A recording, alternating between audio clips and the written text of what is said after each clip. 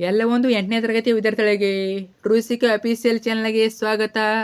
ನಾನು ಚೇತನ್ ಕೆ. 8ನೇ ತರಗತಿ SC2 exam 2026 ಯಾರೆಲ್ಲ ಬರೀತಿದ್ದೀರಾ? ಇನ್ನೇನು ಏಪ್ರಿಲ್ 4ರಂದು ವಿಜ್ಞಾನ ವಿಷಯದ ಎಕ್ಸಾಮ್ ಇದೆ. ಆದ್ದರಿಂದ ಇವತ್ತಿನ ಈ ವಿಡಿಯೋದಲ್ಲಿ ವಿಜ್ಞಾನ ವಿಷಯದ ಬೋರ್ಡರ್ ಬಿಟ್ಟಿರೋ ಮಾಡೆಲ್ ಕ್ವಶನ್ ಪೇಪರು ಉತ್ತರ ಸಹಿತ ನೋಡೋಣ. ಈ ಒಂದು ಮಾದರಿ ಪ್ರಶ್ನೆ ಪತ್ರಿಕೆ ವೆರಿ ಇಂಪಾರ್ಟೆಂಟು ನಿಮ್ಮ ಆನ್ಯುವಲ್ ಎಕ್ಸಾಮ್ಗೆ, SC2 ಎಕ್ಸಾಮ್ಗೆ. ಯಾಕಂತಂದರೆ ಇಲ್ಲಿ ಯಾವ ರೀತಿ ಪ್ಯಾಟರ್ನ್ ಇದ್ದಾರೆ, ಇದೇ ಪ್ಯಾಟರ್ನಲ್ಲಿ ಒಂದು SC2 ಎಕ್ಸಾಮ್ನ ವಿಜ್ಞಾನ ವಿಷಯದ ಕ್ವಶನ್ ಪೇಪರ್ ಇರ್ತದೆ.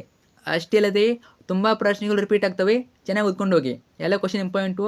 ಪ್ರತಿಯೊಂದು ಕ್ವಶನ್ ಉತ್ತರ ಸಹಿತ ಕೊಡ್ತೀನಿ. ಸಂಪೂರ್ಣ ಪ್ರಶ್ನೆ ಪತ್ರಿಕೆ ಉತ್ತರ ಸಹಿತ ಕೊಡ್ತೀನಿ. ಕೊನೆವರೆಗೆ ನೋಡಿ. ನಿಮ್ಮ ಎಕ್ಸಾಮ್ಗೆ ತುಂಬಾ ಯೂಸ್ಫುಲ್ಲು ಈ ಒಂದು ಕ್ವಶನ್ ಪೇಪರು. ನೋಡ್ಕೊಂಡು ಹೋಗಿ, ಎಕ್ಸಾಮಿಗೆ ಹೆಲ್ಪ್ ಆಗ್ತದೆ. ಓಕೆ, ಬನ್ನಿ ಇವತ್ತಿನ ಈ ವಿಡಿಯೋನ ಶುರು ಮಾಡೋಣ. ಅದಕ್ಕೆ ಮುಂಚೆ ಯಾರೆಲ್ಲ ಫಸ್ಟ್ ಟೈಮ್ ನಮ್ಮ ಚಾನಲ್ ನೋಡ್ತಾ ಇದ್ದೀರಾ ಅಥವಾ ಚಾನಲ್ನ ಇನ್ನೂ ಕೂಡ ಯಾರು ಸಬ್ಸ್ಕ್ರೈಬ್ ಮಾಡ್ಕೊಂಡಿಲ್ಲ, ತಪ್ಪದಿಗಲೇ ಚಾನಲ್ನ ಸಬ್ಸ್ಕ್ರೈಬ್ ಮಾಡ್ಕೊಳ್ಳಿ. ಯಾಕಂತಂದ್ರೆ ಇದ್ರ ಬಗ್ಗೆ ನಿಮ್ಮ 8ನೇ ತರಗತಿ SC2 ಎಕ್ಸಾಮ್ ಮುಗಿಯುವವರೆಗೆ ಎಲ್ಲ ವಿಷಯಗಳ ಪಾಸಿಂಗ್ ಪ್ಯಾಕೇಜ್ಗಳು, ಸ್ಕೋರಿಂಗ್ ಪ್ಯಾಕೇಜ್ಗಳು, ಇಂಪಾರ್ಟೆಂಟ್ ಕ್ವಶನ್ಗಳು, ಕ್ವಶನ್ ಪೇಪರ್ಗಳು ಎಲ್ಲವನ್ನ ಇದೇ ಒಂದು ಚಾನಲ್ ಹಾಕ್ತೀವಿ. ಅವೆಲ್ಲ ಬೇಕಂತ ಅನ್ನೋರು ಈಗಲೇ ಚಾನಲ್ನ ಸಬ್ಸ್ಕ್ರೈಬ್ ಮಾಡ್ಕೊಳ್ಳಿ, ಕಡ್ಡಾಯ ಮಾಡ್ಕೊಳ್ಳಿ. ನೀವು ಮಾಡ್ಕೊಂಡ್ರೆ ಮಾತ್ರ ನಮ್ಮ ಎಲ್ಲ ವಿಡಿಯೋ ಸಿಗ್ತವೆ. ಮಾಡಿದ್ರಾ? ಜೊತೆಗೆ ವಿಡಿಯೋನ ಲೈಕ್ ಮಾಡಿಬಿಟ್ಟು ಎಲ್ಲ ಫ್ರೆಂಡ್ಸ್ ಶೇರ್ ಮಾಡಿ. ಯಾರೆಲ್ಲ ಫ್ರೆಂಡ್ಸ್ ಅದ್ರ ಬಗ್ಗೆ ಹೇಳ್ತಲ್ಲಿ ಅವ್ರಿಗೂ ಶೇರ್ ಮಾಡಿ, ಅವ್ರಿಗೂ ಹೆಲ್ಪ್ ಮಾಡಿ. ಓಕೆ, ಬನ್ನಿ ಇವತ್ತಿನ ಈ ವಿಡಿಯೋನ ಶುರು ಮಾಡೋಣ. 8ನೇ ತರಗತಿ ದ್ವಿತೀಯ ಸಂಕಲನಾತ್ಮಕ ಮೌಲ್ಯಾಂಕನ SC2 2025-26 ವಿಷಯ ವಿಜ್ಞಾನ ಮಾದರಿ ಪ್ರಶ್ನೆ ಪತ್ರಿಕೆ. ಅಂಕಗಳು 50, ಸಮಯ 2 ಗಂಟೆಗಳು. ಅದಕ್ಕೆ ಮುಂಚೆ ನಾವು ವೇಟೇಜ್ ನೋಡ್ಕೊಂಬರೋಣ. ವೇಟೇಜು ಯಾವ ಘಟಕದ ಮೇಲೆ ಎಷ್ಟು ಮಾರ್ಕ್ಸನ್ನು ಕೇಳ್ತಾರಂತ, ಇದು ಇಂಪಾರ್ಟೆಂಟು. ಇದೇ ಪ್ರಕಾರ ನಮ್ಮ ಒಂದು SC2 ಎಕ್ಸಾಮ್ನ ವಿಜ್ಞಾನ ವಿಷಯದ ಕ್ವಶನ್ ಪೇಪರ್ ಇರ್ತದೆ ನೋಡಿ. ಅಧ್ಯಾಯವಾರು ಅಂಕಗಳ ಹಂಚಿಕೆ. ಬೆಳೆಯ ಉತ್ಪಾದನೆ ಮತ್ತು ನಿರ್ವಹಣೆಯಿಂದ ಟೋಟಲಾಗಿ 3 ಮಾರ್ಕ್ಸ್ ಕೇಳ್ತಾರೆ. ಸೂಕ್ಷ್ಮಜೀವಿಗಳು, ಮಿತ್ರ ಮತ್ತು ಶತ್ರು, ಇದು 4 ಮಾರ್ಕ್ಸು. ಕಲ್ಲಿದ್ದಲು ಮತ್ತು ಪೆಟ್ರೋಲಿಯಂ 5 ಮಾರ್ಕ್ಸು. ದಹನ ಮತ್ತು ಜ್ವಾಲೆ 5 ಮಾರ್ಕ್ಸು. ಬಲ ಮತ್ತು ಒತ್ತಡ 4 ಮಾರ್ಕ್ಸು. ಘರ್ಷಣೆ 4 ಮಾರ್ಕ್ಸು. ನೋಡ್ಕೊಳ್ಳಿ, ಇದೇ ಪ್ರಕಾರ ಎಲ್ಲ ಘಟಕವಾರು ಪ್ರಶ್ನೆ ಕೇಳ್ತಾರೆ. ಇನ್ನು ನೆಕ್ಸ್ಟು ಕ್ವಶನ್ ಪೇಪರು ಮೇನ್ ಆಗಿರೋದು. ಅಂಕಗಳು 50, ಸಮಯ 3 ಗಂಟೆ. ಒಂದೇ ಮೇಲೆ ನಿಮಗೆ 5 ಬಹುವಾಗಿರ್ತವೆ, 5 ಮಲ್ಟಿಪಲ್ ಕ್ವಶನ್ ಇರ್ತವೆ. ಒಂದೇ ಕ್ವಶನ್ ನೋಡಿ, ಕೆಳಗಿನವುಗಳಲ್ಲಿ ಬರಿದಾಗದ ಒಂದು ಸಂಪನ್ಮೂಲವೆಂದರೆ, ಬರಿದಾಗದ ಸಂಪನ್ಮೂಲ ಕೇಳಿದರೆ ಏನಾಗ್ಬೋದು ಅನ್ಸೋರು? ಕಲ್ಲಿದ್ದಲು, ಪೆಟ್ರೋಲಿಯಂ, ಸೌರ ಬೆಳಕು, ನೈಸರ್ಗಿಕ ಅನಿಲ. ಯಾವುದಾಗ್ಬೋದು? ಗೆಸ್ ಮಾಡಿ, ನಾನು ಆನ್ಸರ್ ಹೇಳ್ತೀನಿ, ಗೆಸ್ ಮಾಡಿ. ಒಂದನೇ ಕ್ವಶನ್ಗೆ ಸರಿಯಾದ ಉತ್ತರ ಆಪ್ಷನ್ ಸಿ, ಸೌರ ಬೆಳಕು ಸರಿಯಾದ ಉತ್ತರ. ಇನ್ನು ಪ್ರಶ್ನೆ 2, ಇಬ್ಬರು ಸಮತೂಕದ ವ್ಯಕ್ತಿಗಳು ಮರಳಿನ ಮೇಲೆ ನಿಲ್ಲುತ್ತಾರೆ.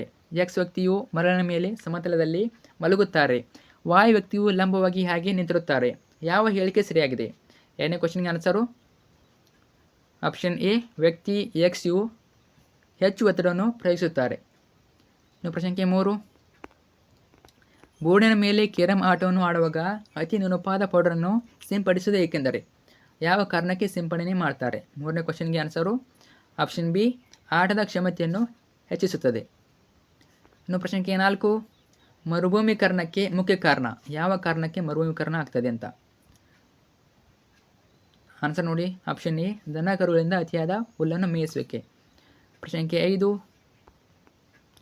ಯಾವುದೇ ಮೇಲ್ಮೈ ಮೇಲೆ ಪತನಗೊಳ್ಳುವ ಬೆಳಕಿನ ಕಿರಣವನ್ನು ಹೀಗೆಂದು ಕರೆಯಲಾಗುವುದು ಎಂತ ಕರೀತಾರೆ? 5ನೇ ಕ್ವಶನ್ನು ಆಪ್ಷನ್ ಡಿ, ಪತನ ಕಿರಣ ಅಂತ ಸರಿಯಾದ ಉತ್ತರ, ಪತನ ಕಿರಣ.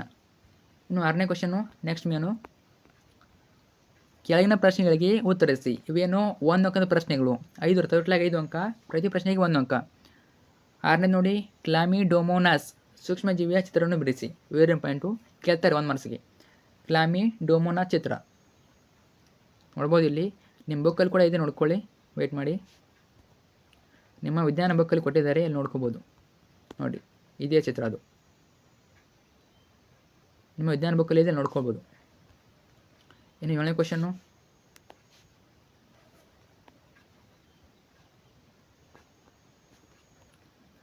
ರಬಿ ಮತ್ತು ಖಾರಿಫ್ ಬೆಳೆಗಳ ಕೃಷಿಗೆ ಸೂಕ್ತವಾದ ಋತುಗಳನ್ನು ತಿಳಿಸಿ. ಋತುಗಳನ್ನ ಕೇಳಿದರೆ ರಬಿ ಮತ್ತು ಖಾರಿಫ್ ಬೆಳೆಗಳಿಗೆ ಯಾವಾಗಿರ್ಬೋದು ಋತುಗಳು? ರಬಿ ಬೆಳೆಗಳು ಚಳಿಗಾಲದಲ್ಲಿ, ಖಾರಿಫ್ ಬೆಳೆಗಳು ಮಳೆಗಾಲದಲ್ಲಿ. ರಬಿ ಚಳಿಗಾಲ, ಖಾರಿಫ್ ಮಳೆಗಾಲ. 8ನೇ ಕ್ವಶನ್ನು, ಸ್ನಾಯು ಬಲ ಮತ್ತು ಗುರುತ್ವಾಕರ್ಷಣ ಬಲ ಎರಡನ್ನೂ ಒಟ್ಟಿಗೆ ಅನ್ವಯಿಸುವ ಒಂದು ಉದಾಹರಣೆ ನೀಡಿ. ಉದಾಹರಣೆ ಕೇಳಿದರೆ ಆನ್ಸರ್ ನೋಡಿ, ಒಬ್ಬ ವ್ಯಕ್ತಿ ಚೆಂಡನ್ನು ಮೇಲೆ ಕೆಸೆಯುವುದು ಅಥವಾ ಯಾವುದಾದರೂ ಅದರಂತೆ ಹೋಲುವ ಧಾರಣೆಗಳು, ಇವು ಉದಾಹರಣೆ ಆಗ್ತವೆ. ಇನ್ನು 9ನೇದು, ಮಲಬಾರ್ ದೈತ್ಯ ಅಳಿವಿನಂಚಿನಲ್ಲಿರುವ ಪ್ರಭೇದವಾಗಿದ್ದು ಅವುಗಳನ್ನು ಸಂರಕ್ಷಿಸಲು ಒಂದು ವಿಧಾನವನ್ನು ಸೂಚಿಸಿ. 9ನೇ ಕ್ವಶನ್ ಆನ್ಸರು ನೋಡಿ, ಯಾವುದಾಗ್ಬೋದು ವಿಧಾನ? ಅಳಿವಿನಂಚಿನಲ್ಲಿರುವ ಪ್ರಭೇದಗಳ ನೈಸರ್ಗಿಕ ಅವಸ್ಥಾನವನ್ನು ರಕ್ಷಣೆ ಮಾಡಬೇಕು. ಅಳಿವಿನಂಚಿನಲ್ಲಿರುವ ಪ್ರಭೇದಗಳ ಜಾತಿಗಳ ಭೇಟಿಯನ್ನು ತಡೆಗಟ್ಟುವುದು. ಒಂದು ಬರೆದ್ರೆ ಸಾಕು. 10ನೇ ಕ್ವಶನು, ದೃಷ್ಟಿವಿಕಲರು ಹೇಗೆ ಓದುವರು? ಹೇಗೆ ಓದ್ತಾರೆ ಅವರು?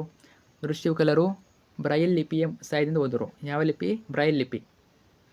ಪ್ರಶ್ನೆ 11, ಕೆಳಗಿನ ಪ್ರಶ್ನೆ ಉತ್ತರಿಸಿ. ಇವೇನು 2 ಅಂಕದ ಪ್ರಶ್ನೆಗಳು ಆಗಿರ್ತವೆ. ಕೆಳಗಿನ 2 ಅಂಕ, ಪ್ರತಿ ಪ್ರಶ್ನೆಗೆ 2 ಅಂಕ. 11, ಕೊಯ್ಲು ಮಾಡಿದ ಕಾಳುಗಳನ್ನು ಸಂಗ್ರಹಿಸಲು ಅನುಸರಿಸುವ ವಿವಿಧ ತಂತ್ರಗಳನ್ನು ಬರೆಯಿರಿ. ವಿವಿಧ ತಂತ್ರಗಳನ್ನು ಕೇಳಿದರೆ 11ನೇ ಕ್ವಶನ್ ಆನ್ಸರ್ ನೋಡಿ, ಬೆಳೆಗಳನ್ನು ಒಣಗಿಸಿ ನಿರ್ದಿಷ್ಟ ಹೊಂಡಗಳಲ್ಲಿ ಅಥವಾ ಕೊಟ್ಟಿಗೆಗಳಲ್ಲಿ ಸಂಗ್ರಹಿಸುವುದು. ಸೆಣಬಿನ ಚೀಲಗಳಲ್ಲಿ, ಲೋಹದ ಡಬ್ಬಗಳಲ್ಲಿ ಸಂಗ್ರಹಿಸುವುದು. ರಾಸಾಯನಿಕ ವಿಧಾನ, ರೋಗಕಾರಕ ಸೂಕ್ಷ್ಮಜೀವಿಗಳಿಂದ ರಕ್ಷಣೆ, ಕೀಟಗಳಿಂದ ರಕ್ಷಿಸಲು ಬೇವಿನ ಎಲೆಗಳನ್ನು ಬಳಸುವುದು. ಪ್ರಶ್ನೆ 12, ವಸ್ತುಗಳ ಮೇಲೆ ಬಲದ ಯಾವುದಾದರೂ 2 ಪರಿಣಾಮಗಳನ್ನು ಪಟ್ಟಿ ಮಾಡಿ. 12ನೇ ಕ್ವಶನ್ ಆನ್ಸರ್ ನೋಡ್ಕೊಳ್ಳಿ. ವಸ್ತುವನ್ನು ನಿಶ್ಚಲ ಸ್ಥಿತಿಯಿಂದ ಚಲಿಸುವಂತೆ ಮಾಡಬಹುದು. ವಸ್ತುವಿನ ವೇಗವನ್ನು ಬದಲಾಯಿಸಬಹುದು. ಚಲನೆಯ ದಿಕ್ಕನ್ನು ಬದಲಾಯಿಸಬಹುದು. ವಸ್ತುವಿನ ಆಕಾರವನ್ನು ಬದಲಾಯಿಸಬಹುದು. ಇವೆಲ್ಲಕ್ಕೂ ಕಾರಣವಾಗಬಹುದು. ಪ್ರಶ್ನೆ 13, ಮರು ಅರಣ್ಯೀಕರಣವು ಸಸ್ಯವರ್ಗ ಮತ್ತು ಪ್ರಾಣಿ ವರ್ಗಗಳ ಸಂರಕ್ಷಣೆಯಲ್ಲಿ ಹೇಗೆ ಸಹಾಯ ಮಾಡುತ್ತದೆ? ನೋಡಿಕೊಳ್ಳಿ ಆನ್ಸರ್ 13ನೇದು, ಮರು ಅರಣ್ಯೀಕರಣದಿಂದ ಹೊಸದಾಗಿ ಮರಗಳನ್ನು ನೆಡುವ ಮೂಲಕ ವಾಸಸ್ಥಳಗಳು ಪುನರ್ನಿರ್ಮಿಸಲಾಗುತ್ತದೆ. ಇದು ಪ್ರಾಣಿಗಳು ಮತ್ತು ಸಸ್ಯಗಳ ಜೀವ ಬಾಳಿಕೆಯಾಗಿ ಸುರಕ್ಷಿತ ಪರಿಸರ ಒದಗಿಸುತ್ತದೆ. 14ನೇ ಕ್ವಶನ್ನು, ನೀಡಿರುವ ಚಿತ್ರದಲ್ಲಿ ಗಮನಿಸಿ. ಯಾವ ಪರೀಕ್ಷಕದ ದಿಕ್ಸೂಚಿಯ ಸೂಜಿಯು ಹೆಚ್ಚು ದೋಷಗಳನ್ನು ಹೊಂದಿರುತ್ತದೆ? ಕಾರಣ ನೀಡಿ. ದೋಷಗಳನ್ನು ಕೇಳಿದರೆ ನಲ್ಲಿ ನೀರು, ಸಮುದ್ರದ ನೀರು. ಕೊಟ್ಟಿದ್ದಾರೆ. 14ನೇದು ಆನ್ಸರು, ಸಮುದ್ರದಲ್ಲಿ ನೀರಿನಲ್ಲಿ ಚಿತ್ರ ಬ ಪರೀಕ್ಷೆಯು ಹೆಚ್ಚು. ಏಕೆಂದರೆ ನೋಡಿ, ವಿಚಲನಗೊಳ್ಳುತ್ತದೆ. ಏಕೆಂದರೆ ಸಮುದ್ರ ನೀರು ಹೆಚ್ಚು ಲವಣಗಳನ್ನು ಹೊಂದಿರುತ್ತದೆ, ಹೀಗಾಗಿ ಹೆಚ್ಚು ಪ್ರವಾಹವನ್ನು ನಡೆಸುತ್ತದೆ. ಇನ್ನು 15ನೇದು, ಭೂಕಂಪವನ್ನು ವಿಕೋಪಗಳು ಎಂದು ಪರಿಗಣಿಸಲಾಗುವುದು. ಈ ಹೇಳಿಕೆಯನ್ನು ಸಮರ್ಥಿಸಿ. 15ನೇ ಕ್ವಶನ್ ಆನ್ಸರ್ ನೋಡಿ, ಏಕೆಂದರೆ ಭೂಕಂಪದಿಂದ ಕಟ್ಟಡಗಳ ಕುಸಿತ ಹಾಗೂ ಜೀವಹಾನಿ ಉಂಟಾಗುತ್ತದೆ. 16ನೇ ಕ್ವಶನ್ನು, ಮಾನವನ ಕಣ್ಣಿನ ರಚನೆಯ ಚಿತ್ರವನ್ನು ಬರೆಯಿರಿ. ಮಾನವನ ಕಣ್ಣಿನ ರಚನೆ ಕೇಳಿದರೆ ಬುಕ್ಕಲ್ಲಿ ಇದೆ, ನೋಡ್ಕೊಳ್ಳಿ. ಆದರೂ ಕೂಡ ತೋರಿಸ್ತೀನಿ. 16 ನೋಡಿ, ಈ ರೀತಿ ಬರ್ತದೆ ಚಿತ್ರ. ಬಿಡಿಸ್ಬೇಕು. 2 ಮಾರ್ಕ್ಸಿಗೆ ಕೇಳ್ಬೋದು, ಇಂಪಾರ್ಟೆಂಟು, ನೋಡ್ಕೊಳ್ಳಿ. ಆಮೇಲೆ 17ನೇದು, ಕೆಳಗಿನ ಪ್ರಶ್ನೆಗೆ ಉತ್ತರಿಸಿ. ಇವೇನು 3 ಅಂಕದ ಪ್ರಶ್ನೆಗಳು. 5 ಇರ್ತವೆ, 15 ಅಂಕ. ಪ್ರತಿ ಪ್ರಶ್ನೆಗೆ 3 ಅಂಕ. 17ನೇದು, ಆಹಾರ ಸಂರಕ್ಷಣೆಯ ಯಾವುದಾದರೂ 3 ವಿಧಾನಗಳನ್ನು ಸಂಕ್ಷಿಪ್ತವಾಗಿ ವಿವರಿಸಿ. ಆಹಾರ ಸಂರಕ್ಷಣೆಯ 3 ವಿಧಾನಗಳು. 17ನೇ ಕ್ವಶನ್ ಆನ್ಸರ್ ನೋಡಿ, ಪಾಶ್ಚರೀಕರಣ. ಹಾಲನ್ನು ಸುಮಾರು 70 ಡಿಗ್ರಿ ಸೆಲ್ಸಿಯಸ್ನಲ್ಲಿ 15-30 ನಿಮಿಷಗಳ ಕಾಲ ಕಾಸಲಾಗುತ್ತದೆ ಮತ್ತು ತಕ್ಷಣ ತಂಪುಗೊಳಿಸಲಾಗುತ್ತದೆ. ಇದು ಸೂಕ್ಷ್ಮಜೀವಿಗಳ ಬೆಳವಣಿಗೆಯನ್ನು ತಡೆಗಟ್ಟುತ್ತದೆ.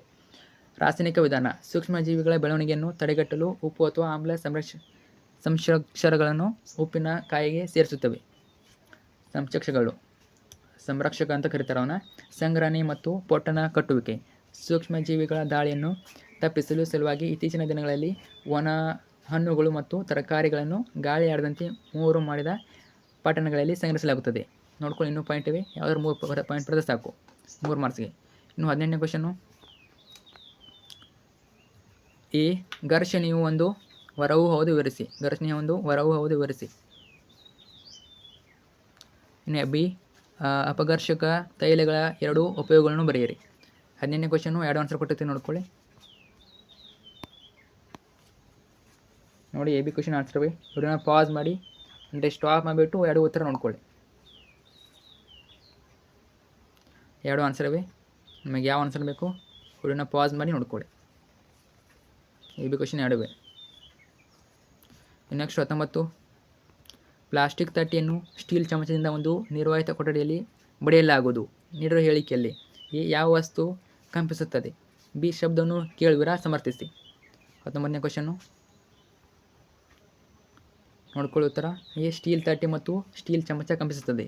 ಬಿ ಇಲ್ಲ, ನಮಗೆ ಶಬ್ದ ಕೇಳುವುದಿಲ್ಲ.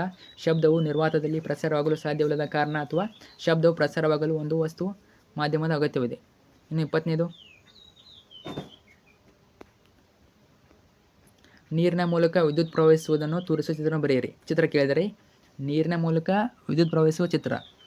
ಈ ಕೆಳಗಿನ ಭಾಗಗಳು ತೋರಿಸಿ. ಕಾರ್ಬನ್ ದಂಡ, ಲೋಹದ ಟೊಪ್ಪಿಗೆ. ಚಿತ್ರ ನೋಡಿ 20ನೇದು. ಈ ರೀತಿ ಬರ್ತದೆ. ಲೋಹದ ಟೊಪ್ಪಿಗೆ, ಕಾರ್ಬನ್ ದಂಡ, ನೀರು, ಕಾರ್ಬನ್ ಖಂಡ. ನೋಡ್ಕೊಳ್ಳಿ. ಇನ್ನು 21, ದಿಗಿಲುಗೊಳಿಸುವ ಚಲನಚಿತ್ರ ನೋಡುವಾಗ ಹದಿಹರೆಯದವರು ಭಯಭೀತರಾಗುತ್ತಾರೆ. ಎ ಹೃದಯದ ಬಡಿತವನ್ನು ಹೆಚ್ಚಿಸುವ ಹಾರ್ಮೋನನ್ನು ಹೆಸರಿಸಿ. ಬಿ ಆ ಹಾರ್ಮೋನ್ನ ಸ್ರವಿಕೆಗೆ ಕಾರಣವಾಗುವ ಗ್ರಂಥಿಯನ್ನು ಹೆಸರಿಸಿ. ಸಿ ತುರ್ತು ಪರಿಸ್ಥಿತಿಯಲ್ಲಿ ಇನ್ಸುಲಿನ್ ಉತ್ಪತ್ತಿಯಾಗುತ್ತದೆ ಏಕೆ? ಈ 3 ಕ್ವಶನ್ಗೆ ಆನ್ಸರ್ ನೋಡಿ. 21, ಈ ಅಡ್ರಿನಲಿನ್. ಬಿ ಅಡ್ರಿನಲ್ ಗ್ರಂಥಿ. ಸಿ ಇಲ್ಲ, ಗ್ಲೂಕೋಸನ್ನು ಸಂಗ್ರಹಿಸಲು ಇನ್ಸುಲಿನ್ ಕಾರಣವಾಗಿದೆ. ತುರ್ತು ಪರಿಸ್ಥಿತಿಯನ್ನು ಎದುರಿಸಲು ಶಕ್ತಿಯನ್ನು ನೀಡಲು ಗ್ಲೂಕೋಸನ್ನು ಉಪಯೋಗಿಸಲಾಗುತ್ತದೆ. ಗ್ಲೂಕೋಸ್ ನೋಡಿ. ಇನ್ನು 22,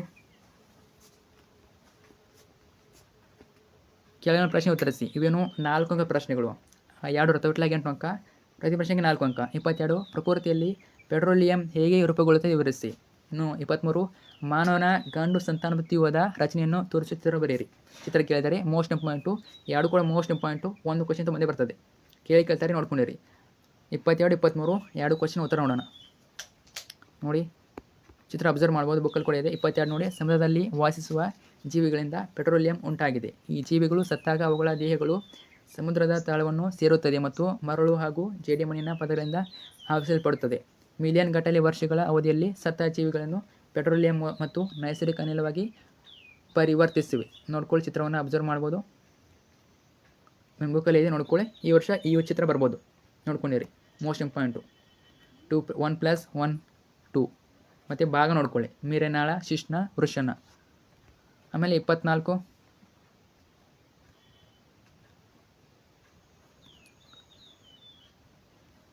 ಕೆಳಗಿನ ಪ್ರಶ್ನೆ ಉತ್ತರಿಸಿ. 5 ಮಾರ್ಕ್ಸ್ ಒಂದು ಕ್ವಶನ್ ಹುಟ್ಟಲ್ಲ, 5 ಮಾರ್ಕ್ಸು ಒಂದೇ ಕ್ವಶನು. ಅರ್ಥ ಆಯ್ತಾ? ಅಂದರೆ ಎ ಬಿ ಮಾಡ್ತಾರೆ ಕ್ವಶನು, ಒಂದೇ ಕ್ವಶನು ಎ ಬಿ ಅಂತ ಮಾಡ್ತಾರೆ. 24ನೇದು ಈ ಕ್ವಶನ್ ನೋಡಿ. ಗಾಜಿನ ಚಿಮ್ಮನಿ, ಮೇಣದ ಬತ್ತಿ, ಮರದ ಹಲಗೆ ಮತ್ತು ಗಾಜಿನ ತಟ್ಟೆ, ನೀರಿರುವ ಈ ವಸ್ತುಗಳನ್ನು ಬಳಸಿ ವಸ್ತುಗಳು ದಹಿಸಲು ಆಕ್ಸಿಜನ್ ಅವಶ್ಯಕ ಎಂದು ತೋರಿಸುವ ಒಂದು ಚಟುವಟಿಕೆಯನ್ನು ವಿವರಿಸಿ. ಬಿ ಗಾಳಿ ಒಂದು ಆದರ್ಶ ಇಂಧನವೇ? ಸೂಕ್ತ ವಿವರಣೆಯೊಂದಿಗೆ ಸಮರ್ಥಿಸಿ. 24 2 ಕ್ವಶನ್ ಆನ್ಸರ್ ಕೊಡ್ತೀನಿ, ವೇಟ್ ಮಾಡಿ. ನೋಡಿ, ಎ ಬಿ ಕ್ವಶನ್ನು 2 ಆನ್ಸರ್ ಇವೆ. ವಿಡಿಯೋನ ಪಾಸ್ ಮಾಡಿ 2 ಆನ್ಸರ್ ನೋಡ್ಕೊಳ್ಳಿ. ನೋಡಿ, ಉರಿಯುತ್ತಿರುವ ಮೇಣದ ಬತ್ತಿಯನ್ನು ಮೇಜಿನ ಮೇಲೆ ಅಂಟಿಸಿ ಮೇಣದ ಬತ್ತಿಯ 2 ಬದಿಯು ಒಂದೊಂದು ಚಿಕ್ಕ ಮರದ ತುಂಡಿನ ಮೇಲೆ ಇಟ್ಟು ಒಂದು ಗಾಜಿನ ಚಿಮಣಿಯನ್ನು ಮೇಣದ ಬತ್ತಿಯ ಮೇಲೆ ಬೋರಲು ಹಾಕಿ. ಮೇಣದ ಬತ್ತಿ ಸರಾಗವಾಗಿ ಉರುತ್ತದೆ ಏಕೆಂದರೆ ಗಾಳಿಯು ಕೆಳಗಿನಿಂದ ಪ್ರವೇಶಿಸುತ್ತದೆ. ಆಮೇಲೆ ಬಿ ಕ್ವಶನ್ ನೋಡಿ. ಗಾಳಿಯು ಇಂಧನವಲ್ಲ ಏಕೆಂದರೆ ಅದು ಸ್ವತಃ ಸುಡುವುದಿಲ್ಲ, ಆದರೆ ಉರಿಯಲು ಸಹಾಯ ಮಾಡ್ತದೆ.